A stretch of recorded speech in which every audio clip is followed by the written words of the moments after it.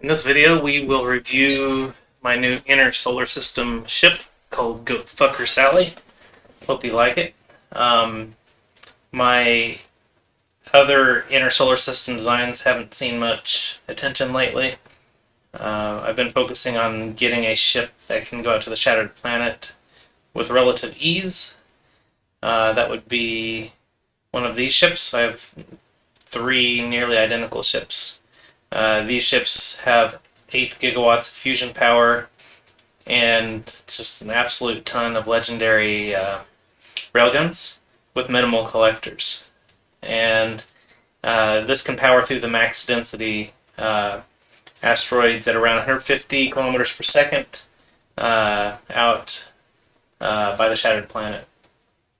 But this new one is designed to stay within the inner solar system. I'm going to go ahead and send it out beyond that just for demonstration, so we can see what it looks like under some pressure. So I'll just send it in that direction. It doesn't take very long to get there. It's pretty fast. So I was looking at some issues I was having with the fluids related to you're limited to about 4,500 per output port, or possibly per interface into a fluid segment. But basically, it seems pretty clear that I was having some issues with that 4,500 fluid per second limit. So while I was researching that, I discovered that if you separate your engines vertically by at least 90 units, you can stack them. So that's why we have 3 rows of engines now. I was trying to get as much speed as I could out of one row, and I just was scaling them out horizontally. But you run into some difficulties with that, having to add pumps and stuff when it gets too wide. But then I realized I just happened to see it in the whiskey, or the wiki, like, oh my god, you can go vertical. So, yeah, you just can't have anything underneath one of these things. So if I try to, let's see here. It's kind of hard to see here, but if I try to put stuff here, you get that red column. And I guess at some point it just goes away. There you go. So I could have tightened these up a little bit better than I did, but, you know, it's still reasonable. There's a good chance I'll add a 4th row, maybe a 5th row at some point. But this one gets along pretty nicely. We're almost to Aquilo so far. But anyway, let's look at the defense before we get there. We've got, on the core defense, we have railguns separated out. We have 3 columns of laser turrets and 1 collector in between railguns. And each collector is set to ignore Promethium, because this ship is designed for the inner solar system. We get one legendary bulk inserter per type, and this is set up to just dump everything onto one single side of a belt going towards the middle. If the output from here can't fit on that, then it's dumped overboard down here. So you can see different things are being dumped overboard. So basically, instead of overflowing in one centralized location, every single asteroid collector overflows directly beneath. I think I could overflow more efficiently if I overflowed north or upward, but I don't like the way that looks. So one of my stipulations on this ship was we only overflow behind or on the sides, like this, because I don't like covering things up. So we've got one sideways belt of railgun ammunition, and we've got the 3 belts going back towards the middle, 1, 2, and 3, and then we just jammed legendary laser turrets on everything else. And then here in the center, we don't do anything too complicated. We just smash them together onto a single belt and send those down to the main factory. And here we've got our railgun ammunition going northbound. So we're actually out beyond where the ship was designed to be currently. I'll let that get a little bit more hairy before I get back to it.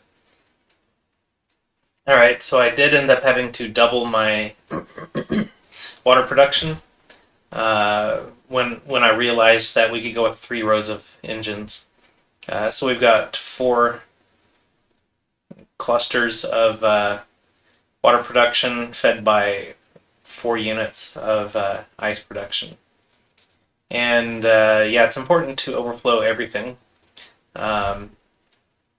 because, I don't know, just weird edge conditions can happen. So it's even important to overflow things like whatever this stuff is called, even though it comes out at a lower ratio. Eventually you'll get screwed if you don't just overflow everything. I'd say everything. Yeah, yeah. There are some exceptions, like you don't have to overflow coal because there's only one output. And also no need to overflow explosives because there's only the one output. All right. So that's the ice belt. Let's look at the carboniferous. I'm not sure what that's called. What are those called?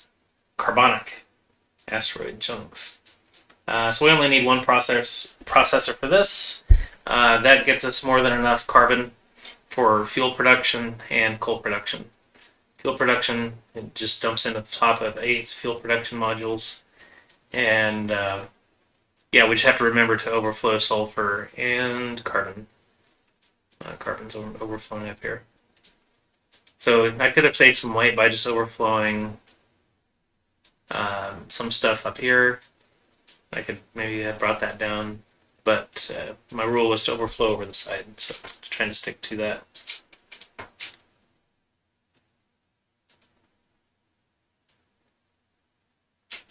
Oh, don't want to do that. Okay. All right, now let's check the metallic asteroids. We have 2 modules producing copper and iron.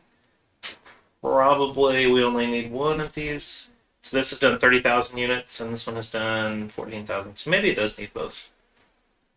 But I do have a bit of railgun production going down here. So the iron ore is used for oxidizer production and for railgun ammunition production. So we have a little mini factory over here of railgun. I know it's kind of hard to see this with my engines there. Let me take these off momentarily so we can see. These are duplicate, these 2 sides here. But we have, we take some copper ore and produce these coils, and then we split those and run them down both columns. And this is enough steel to keep all 4 factories running most of the time. It's good enough. And this little mini railgun ammo factory does about 460 railgun ammunition per minute. And this ship does spike above that. Like, obviously we're spiked right now.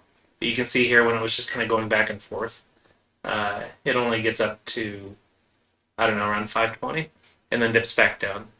So let's go back up to the top before we analyze anything else, because I do not want to run out of railgun ammunition. But you can see this ship is overarmed. I've got these railguns set to hit the big and huge ones, and let the laser turrets do the rest. So you can, if we scroll across here, we can see the front line is pretty far away from the ship. So the only thing wrong with the ship as far as this goes is it has insufficient railgun ammunition production for being out beyond the solar system, which is fine because I just wanted a super rapid ship for the inner solar system, because these other ships, you know, they go like 150 or something.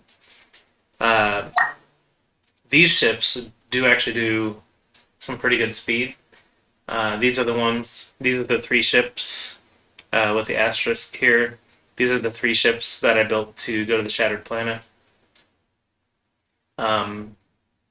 With this one here, this is the one that did go. but it is really, really, really bulked out.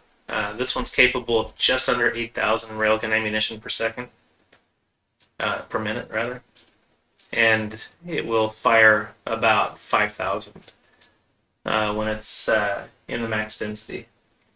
But yeah, so we really wanted to start learning how to crank up the speed on the inner solar system. So this ship runs anywhere from like 470 kilometers per second to about 510. I think the theoretical maximum is somewhere in the 600 range. But I'm pretty happy with this. I just had no idea until I was trying to use the wiki to solve my fluid problem that you could run these things on top of each other like this. So if we just look at the rate of consumption of these three belts, it is very clear that we're not under any sort of resource constraint, or having to like capture multiple belts, and that makes sense. We're absolutely burning a ton of fuel, but if we just take any one of these, the oxidizer, it's certainly output constrained. Same thing over here, and kind of got this dumbed down a bit with the third level of quality, whatever that's called, both on the speed modules and productivity is not that high. But basically, we don't want to go too high on these anyway because of the output problem.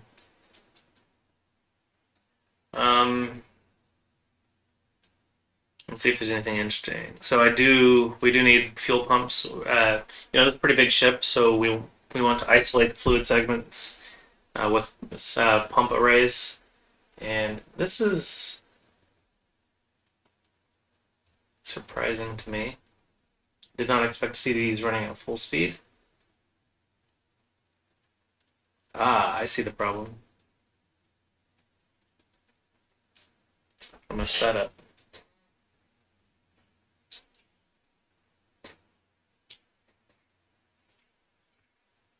I had my output connected to the input over here. It's kind of counterintuitive because I have the input on top here. Just due to the way that things were shaped. I kind of shoehorned in these pump arrays. So this should be fixed soon, if not now. Should see these dropping off.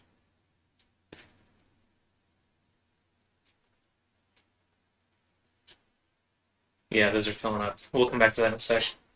Okay, any other highlights for this?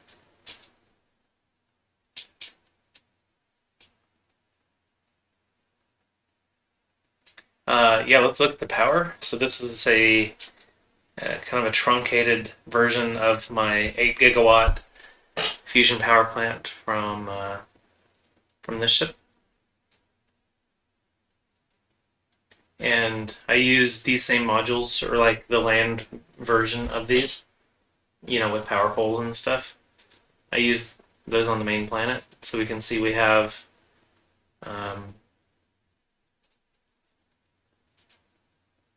40 gigawatts. So it's just 5 8 gigawatt segments here. I still have some of the old remnants of the fission power that we had going. We just have 8 of these. We see the same thing here. And we see just 4 rows of it. 1, 2, 3, 4. We should see 4 rows of that here.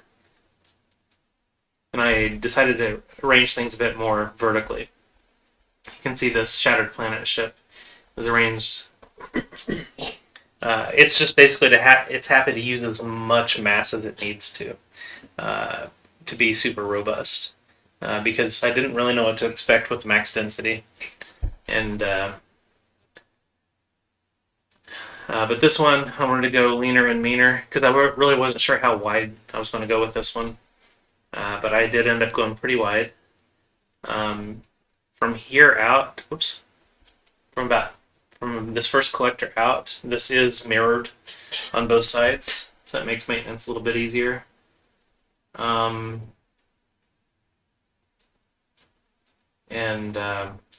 Yeah, it's just kind of neat to scroll around and see what is being what is going down out the overflow.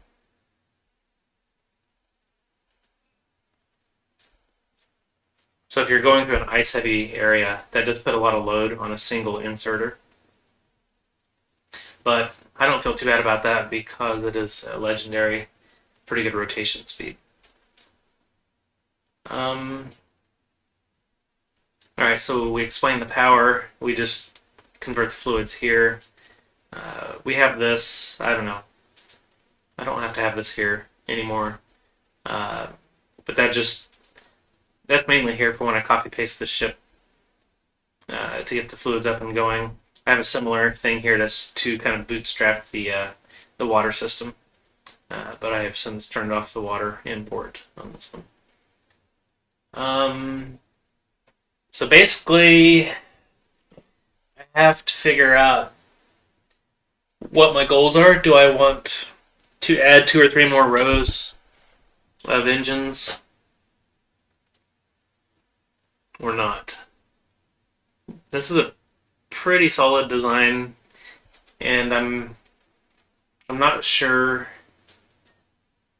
if I want to copy paste this one for the inner solar system because it's got a lot of legendary gear on there. So I have 944 legendary laser turrets. And I don't have a lot of those, so I just consumed a bunch. Over on Fulgora, I think I set it to recycle the epic ones so that I get a larger stream of these. I need to make some decisions about what I want to do laser turret wise. Probably I just need to increase my production because anything on Fulgora is basically free.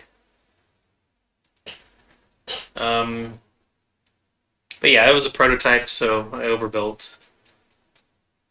Mainly wanted to get a reasonable design evolved. As far as the placement of things,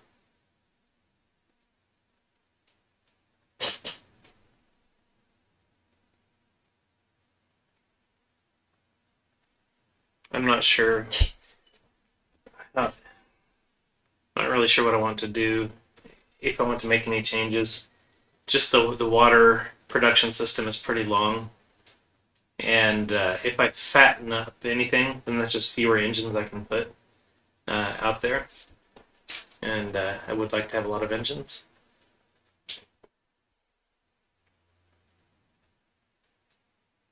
And obviously the bottom here looks kind of weird. Just kind of unfinished. But I suppose if I'm going to add another couple rows of engines, it will be easier to just put them down at the bottom.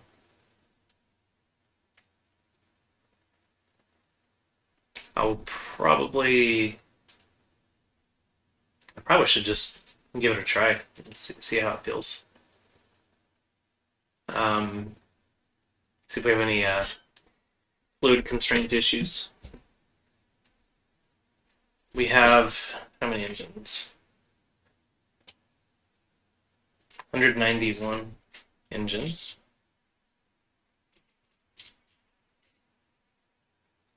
So, and these are legendary, so they consume 300 each. I divide that by 400, and then divided by 2 output ports. That means, assuming each output port of the chemical plant can do 4,500, we need 8 per oxidizer and 8 for fuel, and we have 8. Or excuse me, we need 6.3 and we have 8. But if we make that divided by 4,000, because I've read some think it's 4,000, and divide that by 2, we're still covered with 8. But you can see we're not covered by much. I'm not sure if I would need to expand my fuel and oxidizer production a bit. If we were to add too many more rows, And for inner solar system stuff, 500 plus, like we're going 520 right now, is pretty solid. My other ships certainly don't do that. But this seems pretty sustainable, relatively simple, and I guess we're sticking to the inner solar system. I will stick to the legendary collectors, because once you use those, you kind of never go back. You can see the collector arm count goes up from 1 to 6. Usually going from normal to legendary is a 2.5x increase instead of 6x. Collector area goes up, which is insane. So let's look at the difference there. So 15 times 15, 225, and then 25 times 225 is 625, minus 225. So 400 divided by 225.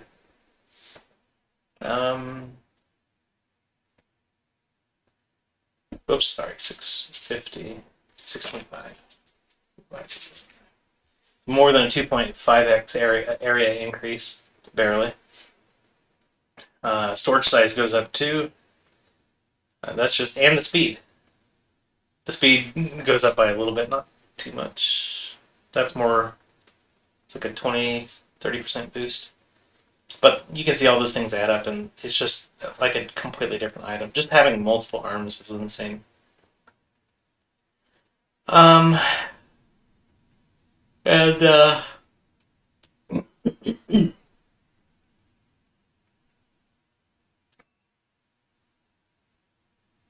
yeah, I don't think there's too much left to cover on this one. I think I will revisit in another video my Shattered Planet max density ship. And then I've got some pretty interesting sub-factories set up. I just visited Volcanus and fixed my science. So this factory here is capable of doing a full belt of orange science. And this is pretty small. So that was pretty fun to put together. And these are the inputs that are needed. So not bad. I mean, just absolute extreme overkill. Because who needs that much orange science? But, it was only this big. Who cares? Might as well. Allowed me to rip out my old stuff. But it is pretty neat what you can do with legendary foundries and such. The crafting speed of that is 194. And it's not even using legendary speed modules, just epic ones. So, alright. Well, hopefully the audio in this video was a little bit better. I had to wrestle with OBS Studio for a while. I noticed some other people had my same problem, where it simply, just like unlike any other program, for some people just recognizes only like 10% of the volume of the microphone. So I added a noise suppression filter, then cranked up the gain like 24 decibels higher than it really is, so hopefully that did the trick. Alright, well, I think the next video will probably be a revisiting of the of this monstrosity right here, the Shattered Planet ship. I'll see you in that video.